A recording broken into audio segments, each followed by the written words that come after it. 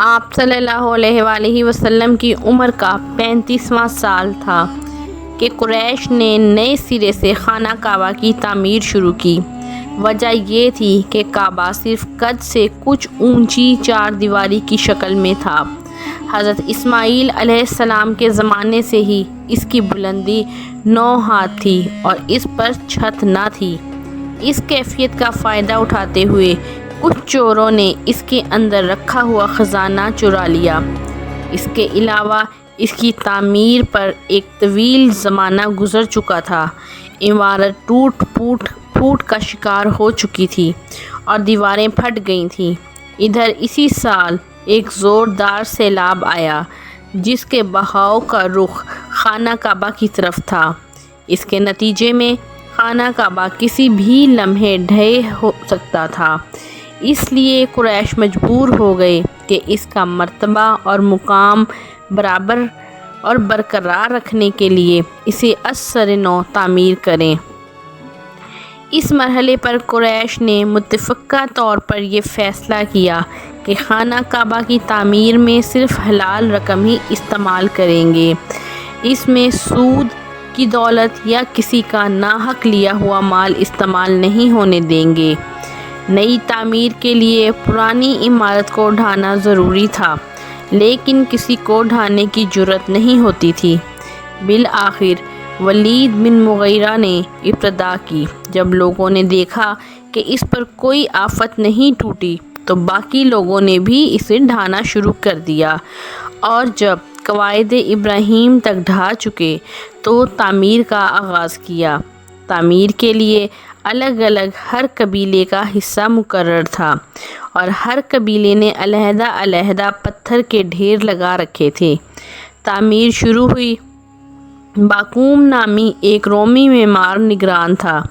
جب عمارت حجر اسود تک بلند ہو چکی تو یہ جھگڑا اٹھ کھڑا ہوا کہ حجر اسود کو اس کی جگہ پر رکھنے کا شرف و امتیاز کسے حاصل ہو۔ یہ جھگڑا 4-5 روز تک جاری رہا اور رفتہ رفتہ اس قدر شدت اختیار کر گیا کہ معلوم ہوتا تھا کہ سرزمین حرم میں سخت خون خرابہ ہو جائے گا۔ لیکن بنو امیہ نے یہ کہہ کر فیصلے کی ایک صورت پیدا کر دی کہ مسجد حرام کے دروازے سے دوسرے دن جو شخص سب سے پہلے داخل ہو ہم اس کا حکم مان لیں گے۔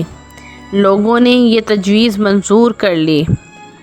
اللہ کی مشیت کہ اس کے بعد سب سے پہلے رسول اللہ صلی اللہ علیہ وآلہ وسلم تشریف لائے۔ لوگوں نے آپ صلی اللہ علیہ وآلہ وسلم کو دیکھا تو چیخ پڑے کہ یہ امین ہیں، ہم ان سے راضی ہیں، یہ محمد صلی اللہ علیہ وآلہ وسلم ہیں۔ پھر جب آپ ان کے قریب پہنچے اور انہوں نے آپ صلی اللہ علیہ وآلہ وسلم کو معاملے کی تفصیل بتائی تو آپ صلی اللہ علیہ وآلہ وسلم نے ایک چادر طلب کی، بیچ میں حجر اسود رکھا اور متنازع قبائل کے سرداروں سے کہا کہ آپ سب حضرات چادر کا کنارہ پکڑ کر اوپر اٹھائیں۔ انہوں نے ایسا ہی کیا۔ جب چادر حجر اسود کے مقام تک پہنچ گئی تو آپ صلی اللہ علیہ وآلہ وسلم نے اپنے دست مبارک سے حجر اسود کو اس کی مقررہ جگہ پر رکھ دیا۔ یہ بڑا معقول فیصلہ تھا، اس پر ساری قوم راضی ہو گئی۔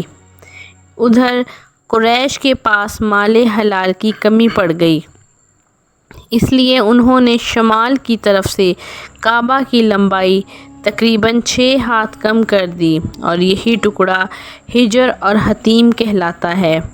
اس دفعہ قریش نے کعبہ کا دروازہ زمین سے خاصا بلند کر دیا تاکہ اس میں وہی شخص داخل ہو سکے جسے وہ اجازت دیں۔ جب دیواریں 15 ہاتھ بلند ہو گئیں تو اندر 6 ستون کھڑے کر کے اوپر سے چھت ڈال دی گئی اور کعبہ اپنی تکمیل کے بعد قریباً چوکور شکل کا ہو گیا۔ اب خانہ کعبہ کی بلندی 15 میٹر ہے۔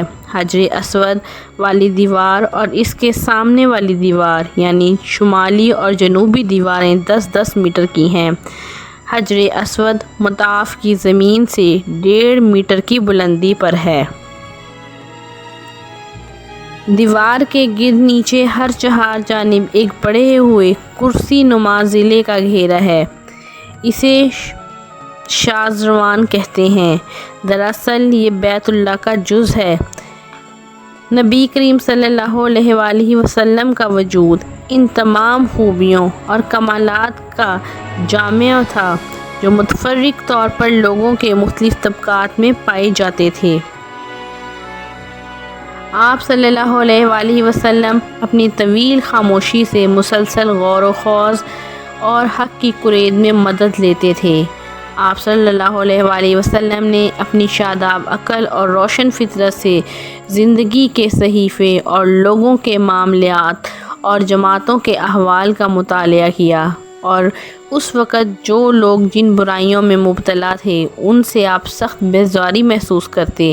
آپ صلی اللہ علیہ وآلہ وسلم ان سب سے دامن کش رہتے اور پوری بصیرت کے ساتھ لوگوں کے درمیان زندگی کا سفر طے کیا، یعنی لوگ جو اچھا کام ہوتا اس میں آپ شرکت فرماتے، ورنہ اپنی مقررہ تنہائی کی طرف واپس پلٹ جاتے۔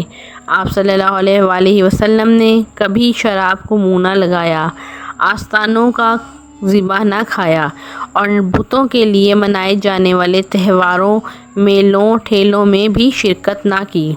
نبی کریم صلی اللہ علیہ وآلہ وسلم اپنی قوم میں شیریں کردار، فاضلانہ اخلاق اور کریمانہ عادات کے لحاظ سے ممتاز تھے۔ آپ سب سے زیادہ بامروت، سب سے خوش اخلاق، سب سے معزز ہمسائے اور سب سے بڑھ کر دور اندیش، سب سے زیادہ راست گو، سب سے زیادہ نرم پہلو اور سب سے زیادہ پاک نفس، خیر میں سب سے زیادہ کریم، سب سے زیادہ نیک عمل، سب سے بڑھ کر پابند عہد اور سب سے بڑے امانت دار تھے، حتیٰ کہ آپ کی قوم نے آپ کا نام ہی امین رکھ دیا تھا، کیونکہ آپ ان تمام صالح اور اخلاق کے پیکر تھے۔